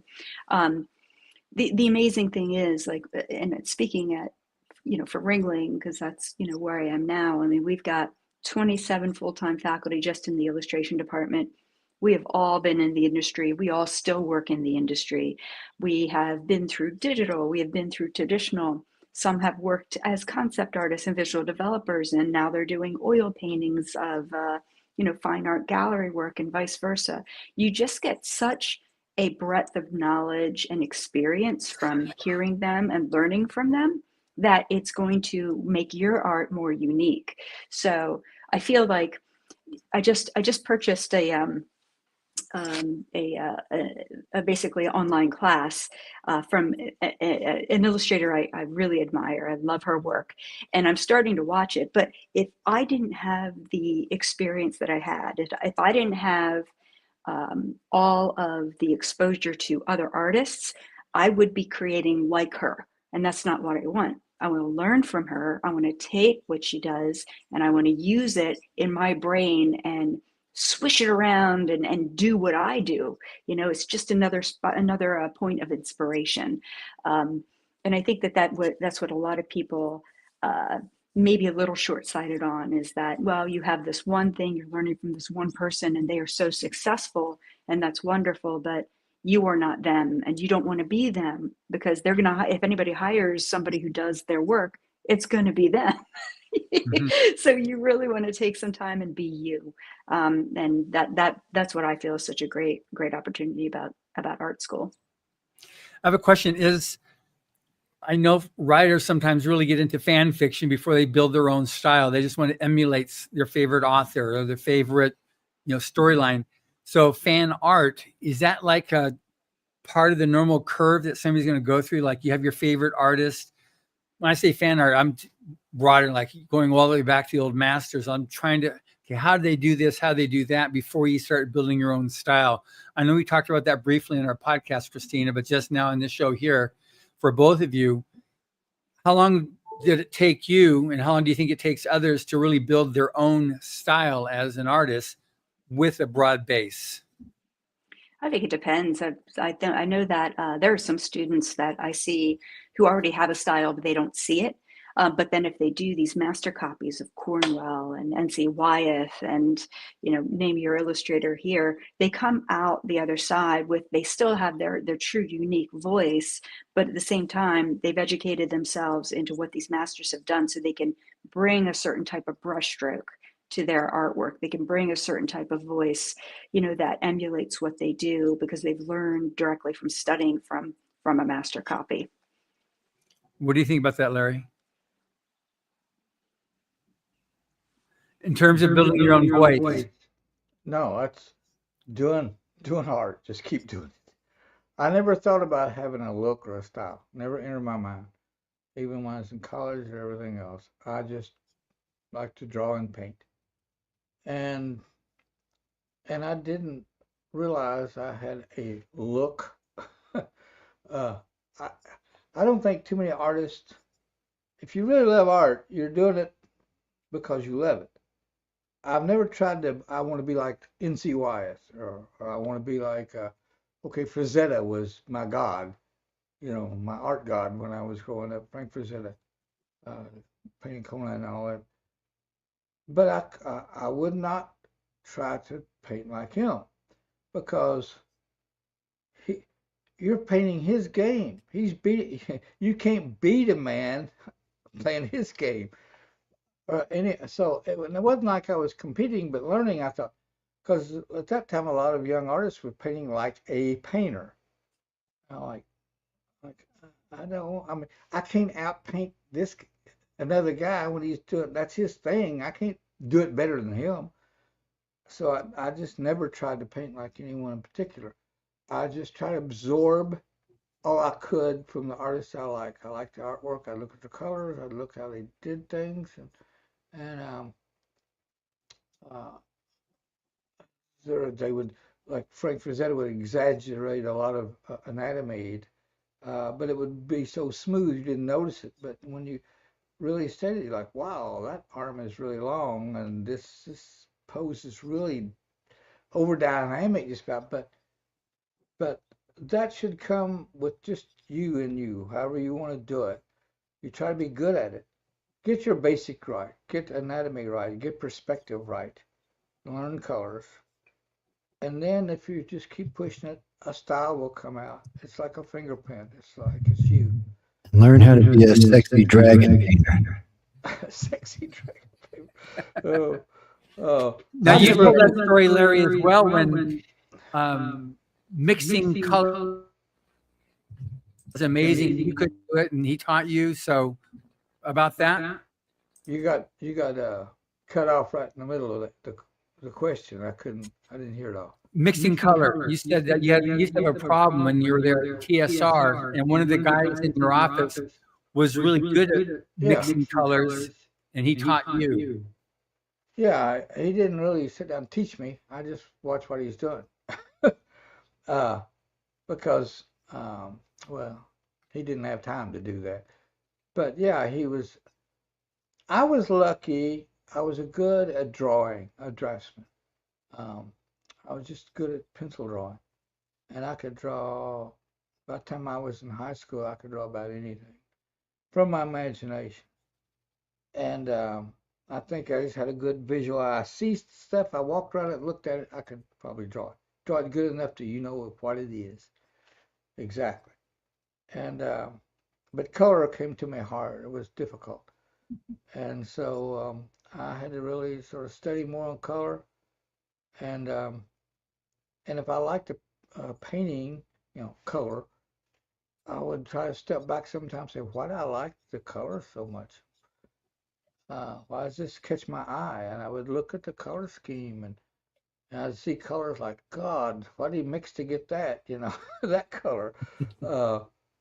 And it's just a process of learning and experience. But if you try to do it your way, because if you can master your own way and get it good enough to where people like it, that's like your fingerprint. It's going to be hard for somebody else to copy you or to do it the way you do it, because if you paint a lot with a set of oil paints, you can mix about any color you can think of. I mean, real colors, not fluorescents and stuff, but you got a wide range there to develop your own taste. And sometimes I've compared colors to taste. I want it sweeter. I want it more bitter. I want it sour. Have you ever thought, Christina, that have you thought of colors as taste sometimes? Absolutely. Yeah. Almost like a recipe. And Yeah. also, is it going to rise like a bread? Is it going to be flat like pizza? Like just the textural aspect of it too. Almost like honey. Or you see one it's not the subject matter itself, it's the way it was painted can give you a lonesome, cold feeling, or it pulls you to it some way. That's why I like oil. And that's all in the colors and in the, you could paint the same subject matter, use the same drawing for two paintings and all in warms and stuff, sweet colors, and one in cold and hard and bitter colors. And they're two different paintings, and just learn learn colors for yourself. Learn enough to be able to mix the colors and find out what you want, but paint with the colors you want to paint. That separates you from somebody else. It's funny you said that, Larry, because one of the things I teach the guys is how to mix colors, because we have to match a lot of paints a lot of times, especially in high-end homes. They don't want to spend to have 10,000 square feet painted, so they want you to match it. Matching oil is not an easy thing to do. It takes skill. You know what? I sit them there, I get like 10 cans of paint. So y'all just keep playing until you get close to what you think's a match. And then I go up to the wall and say, "Now go up there and touch it. Let me see who I'm firing first." You try to get close. Yeah. But after a while, they learn. They learn that this color with this color with this color with a little twist to this color. Because you know Well, what? I can take the glows all day. Match paint. It's never right.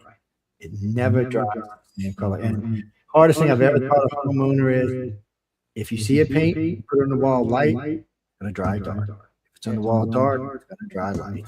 And I they know. just I had to touch up my own paintings, or it got scratched or something. It's like, oh my God, that's a pain. Pretty soon, I'm like, what?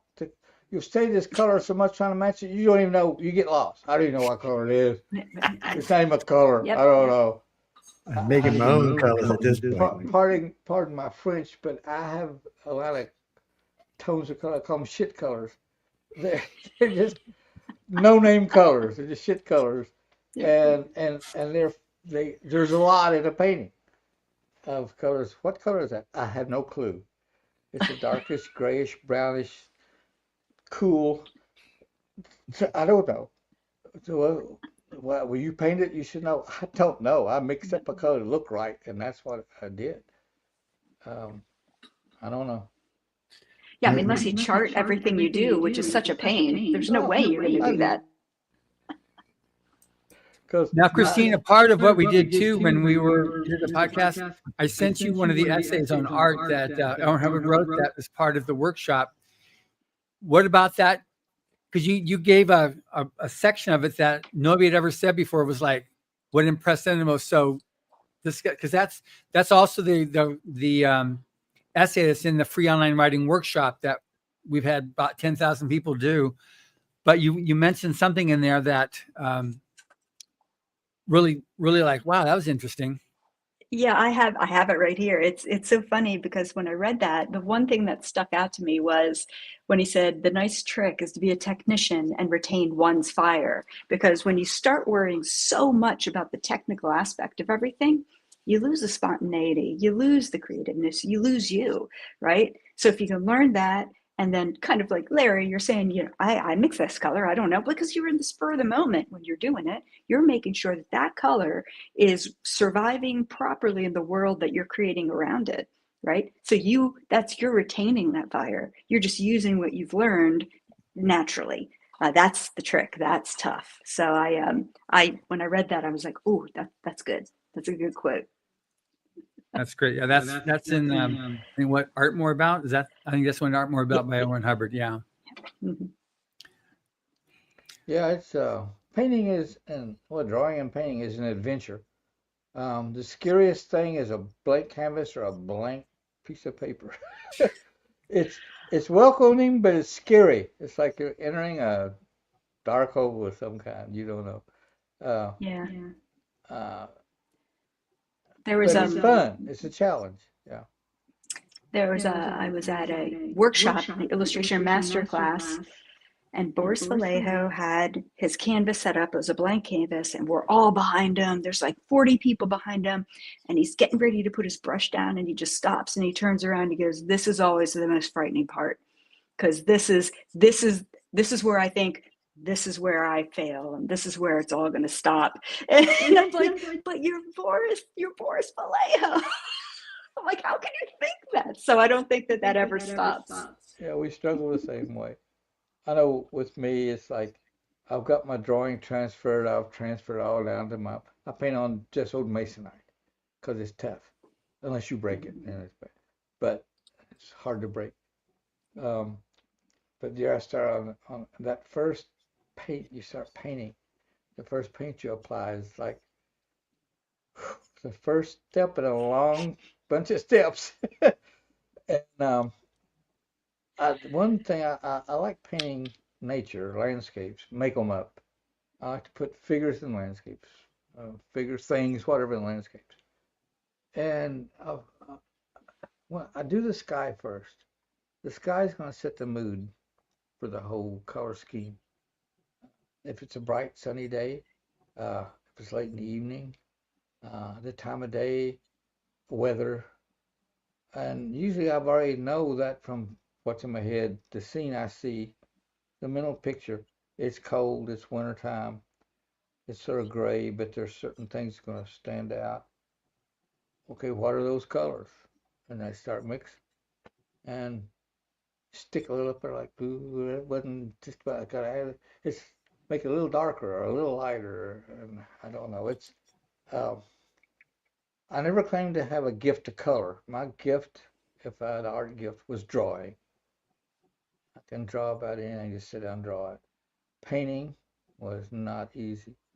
Uh, but so I started really paying attention to nature, nature. This day, time of day, the sun, the clouds, because you've gone outside and the way everything is, it just puts you in a whole mood.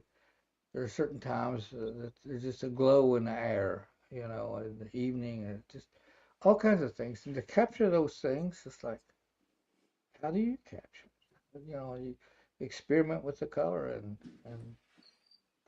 I've tried to photograph these skies and days, and you're lucky if you get it halfway decent. Oh, It just don't translate to film very well.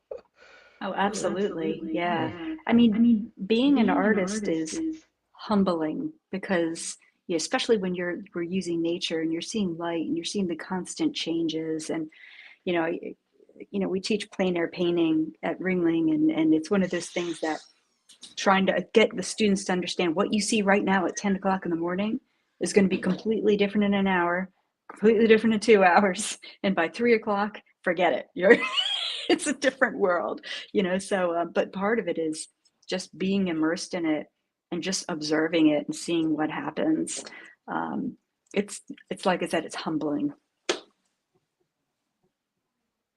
Like what I said before, is learning how to see. I know the first time somebody told me that, it's like, well, I can see. What the hell are they talking about? But then I realized, yeah, I see things, but I'm not really seeing it. I'm not seeing the color or anything. Uh, the real color. It's not what first hits your mind. It's seeing the real color. For some reason, I'm blown up, full blown. Okay, I I know. did You're that. like you're I like did in the that. mountains for a minute. that scared me. I'm like, oh, I'm off air. Probably, I'm talking to myself. No, I believe you. I wanted to see some of the stuff behind it. Oh, well, yeah. This is my studio, and you're just seeing parts of it. Uh, can you see? Yeah. Yeah. Are those books or those LPs? Those are books, all books. And my wife's even got me there's two refrigerators. There's one around the corner.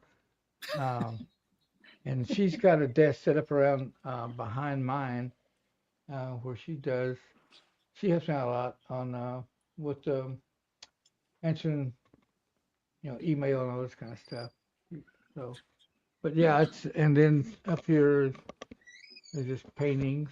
These are old paintings. For some reason, I haven't sold them. I just kept them around. And that's my printer. I print all my own prints, Big Epson. And I got art in all those files. And when we built this house, the plans called for a 3-car garage, 4-bedroom, and everything. Well, everybody claimed a bedroom. My kids got 2 bedrooms. My wife and I got one. Then we had a guest room. Okay, all right. So now, where am I going to paint again?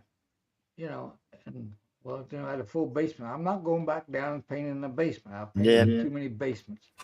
So while he's building a house, we went through this discussion while we was building a house. So I told the builder, I said, the garage, go ahead and do a garage. But I want you to put indoor outdoor carpet in. I want you to paint the walls. I want shelves up here. He said, well, what kind of garage do you have? And I said, I don't want 3 garage doors. I want 1 garage door. And just finish the rest of it like it's part of the house. And my wife saw what's going on. We're going to park a car. I said, this is going to be my studio. For once, I'm going to have a real studio with heat and air and everything. You'd be surprised how many garages I've converted into studios. Yeah. So this one, and it's big. It was a 3-car garage. Now it's plenty of room for a studio. Now, so one artist studio. I live in this room basically. From the time I eat breakfast, I come out here, and then I go in to eat supper, and then sometimes I'm back out here, or I'm in the living room with her watching a little TV and talking or something. But luckily, I've got a wife that's pretty independent, and she don't need me around a lot, and I don't need her around a lot. So we're fine. We've been married for, God, almost 50 years. Damn. I met somebody married longer than me in a long time. I'm going on 44 this year. Yeah. Yes. I don't know why she keeps Well, up. Betty's quite a nice woman to be able to put up with this codger for so long. My wife's a tough woman. Yeah. I remember when I was dating her. It was about her second date. I didn't know her first date was a blind date, and her sister, younger sister, got us hooked up because I thought Betty was pretty, but I was afraid to talk to her, and I was a Baptist, she's a Catholic. Like I said, our communities were intermingled, but people worked together, but they didn't go to church together. Religion was totally separate. So I thought, Lord, she's so pretty, I want to date with her. So I called her up and she said yes. I like to fell in my chair, man. I said, she's going to go out with me? I got to be really cool, man. And the first date, we went to a little Dairy Castle. We got us Coke and stuff. We're sitting in the car talking. And she said, I want to tell you right now, I like to fight. I'm like, fight? And she said, yeah. I said, you mean yell? And no. She said, I like to fist fight. And I said, you like to fist fight? She said, yeah, I've got 4 or 5 brothers. She's from a big family. And she said, and I'm not afraid to fight. I'm like, well, why is she telling me this, Well, it took about 2 years later, she told me, I was just giving you a warning. You try anything, I would fight you. And I'm good at it. And okay, I like a strong woman, so that's okay.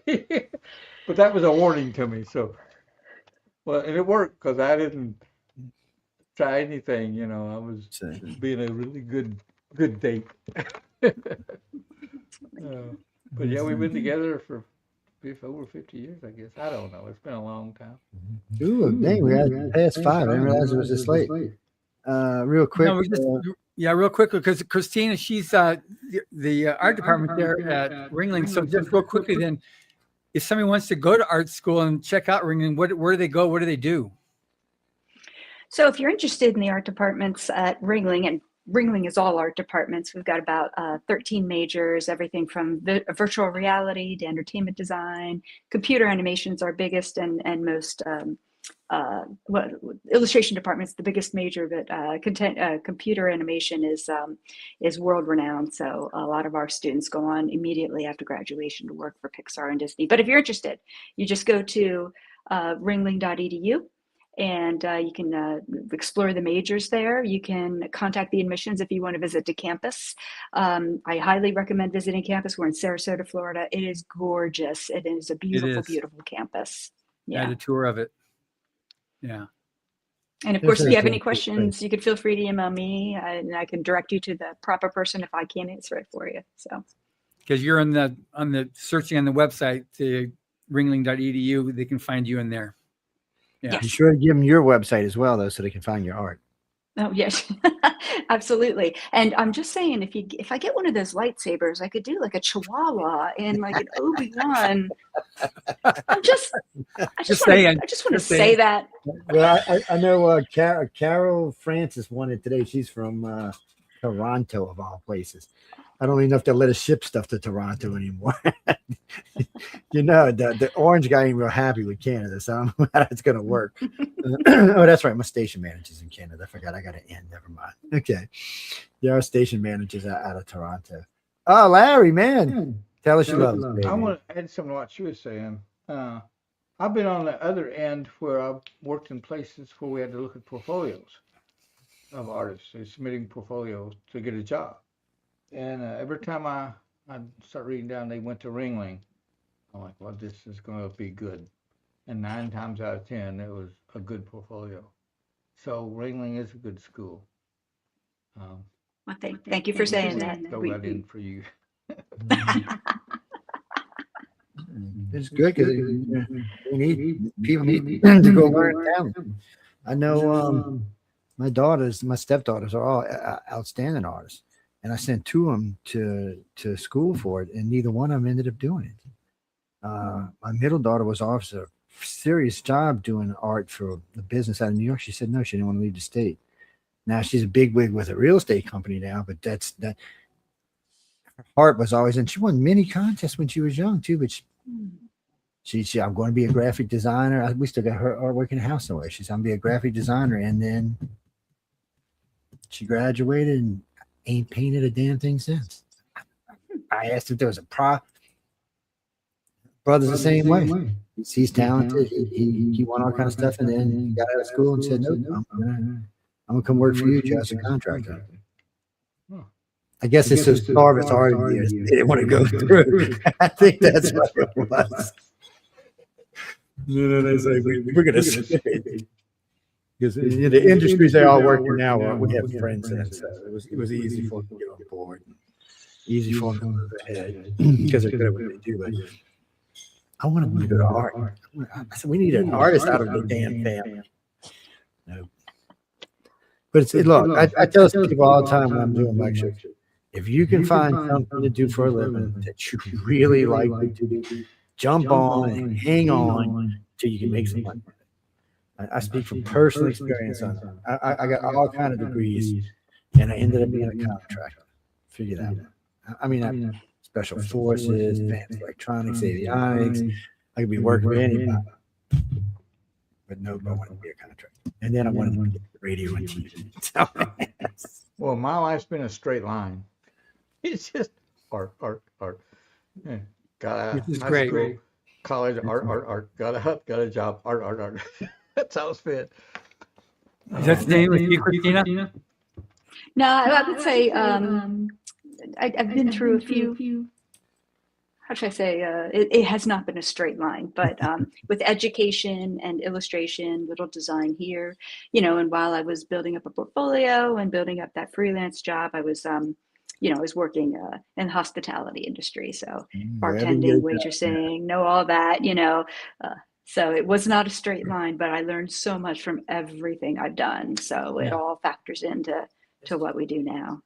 No, that's great. Anyway, we're kind of like coming to the end of the show here, I think, right? Yes. Larry, give me your website right quick, baby, before we get out of here. He's muted. Oh, are you? Sorry, Larry. Say it again. My website is really complicated. It's LarryElmore.com, I guess. Yes, that's it. Easy to find. But both Christina and Larry are really easy to find. And if you get lost for some reason, you get their names. They're right here on the chat, so you can check it out. But anyway, Carol, I'm glad you won that lightsaber. I hope you have fun chasing your kids around the house with it. It's she said that's what she's going to use it for. So hey, more power to her. She said she's got some meetings, so hey, look, have some fun.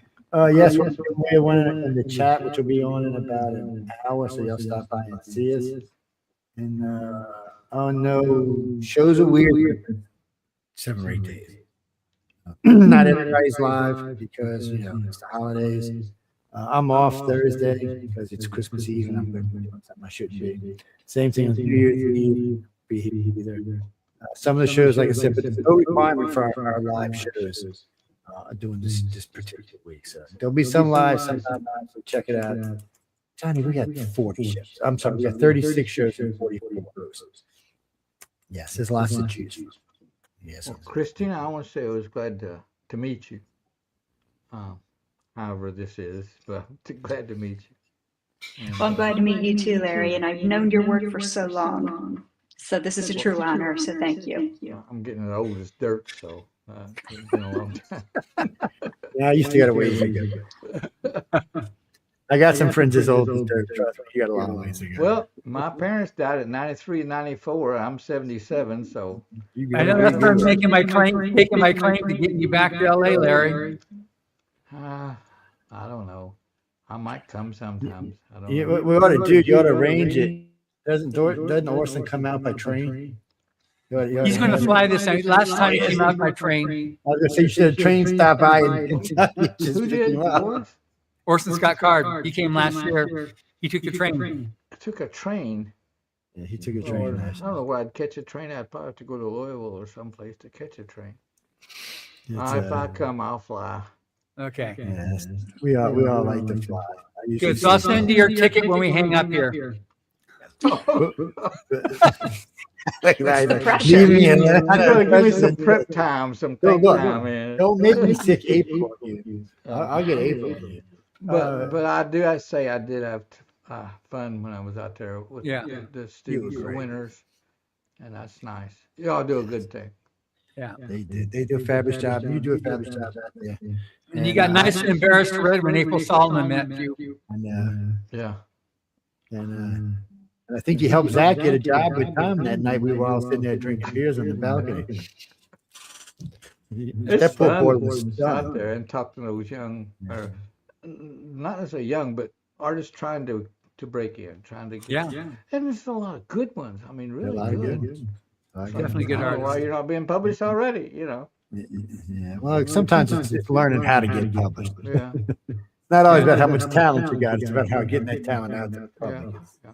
It's not always that Well, easy. sometimes a nice word from mentors like yourself makes a big difference for somebody getting that leg up to get ahead of the curve. Yeah, Absolutely means a lot to hear them. Yeah. I know since April met you, she's probably double the amount of artwork she puts out. And she's getting high dollar too, man. Damn. I was over there pricing with them dragons. That's going to take a mortgage out of my house. But anyway, guys and girls, we got to go. I want to thank everyone for tuning in to United Public Radio and the Authors Quill. Of course, like I say every week, if you got any moans, groans, bitches, or complaints, feel free to write to Michelle DeRoche. She'd love to hear from y'all. She's up there in Canada, and she'll fly you up there and she'll give you a tour and send you back home. Anyway, that's who you write to. If you want to show on the network, that's also who you write to. Going through me is really a waste of time because I'm going to send you to her anyway. That's just one thing. She takes care of everything in the station except for a handful of things that she does that I do. But other than that, she is the big boss. If that's who you want to talk to, it's Michelle DeRoche.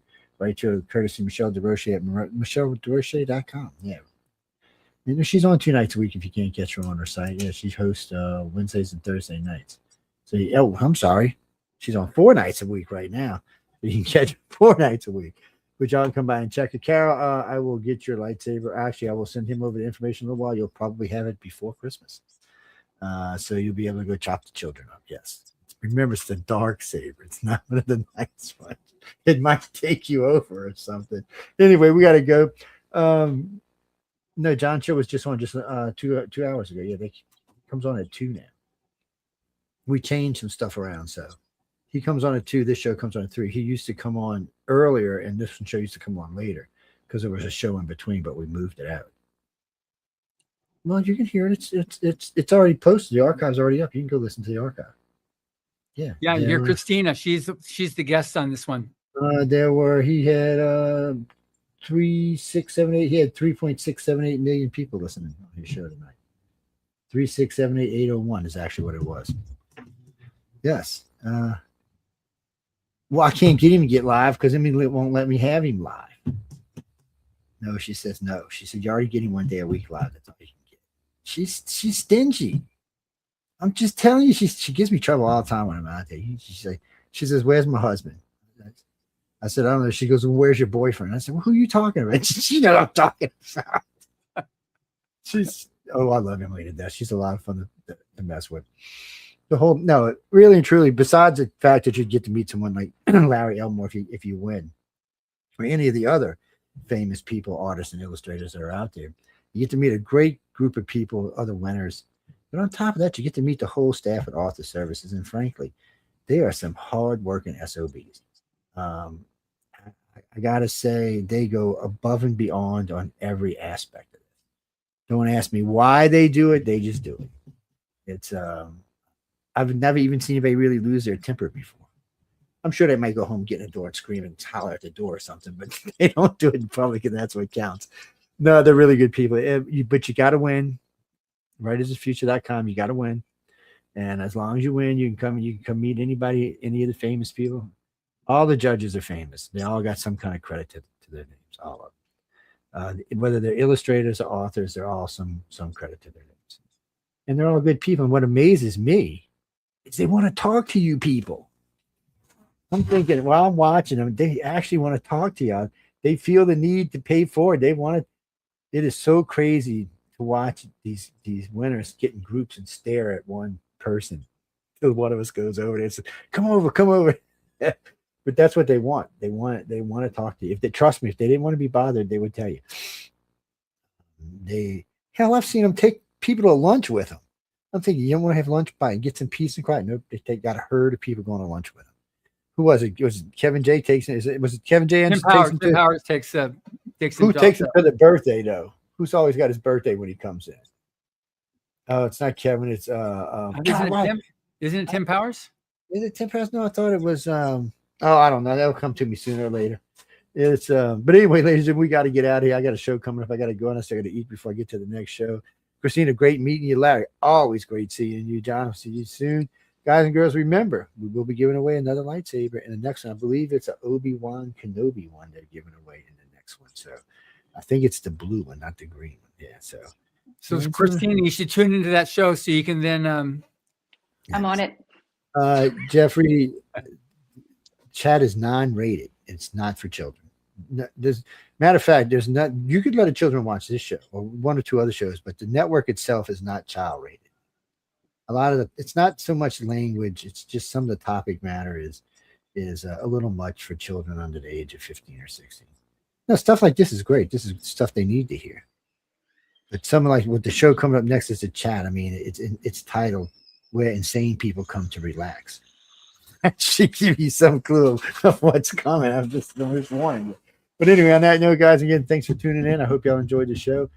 We will see y'all in 45 minutes on the chat, so come by and hang out there. If not, the show will be airing next Saturday. We're still on because we don't fall on a holiday this year, so come check us out.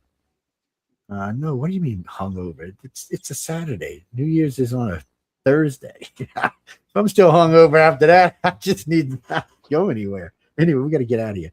Good night and talk to y'all soon. Good night, Great. everybody. Thank you. Okay.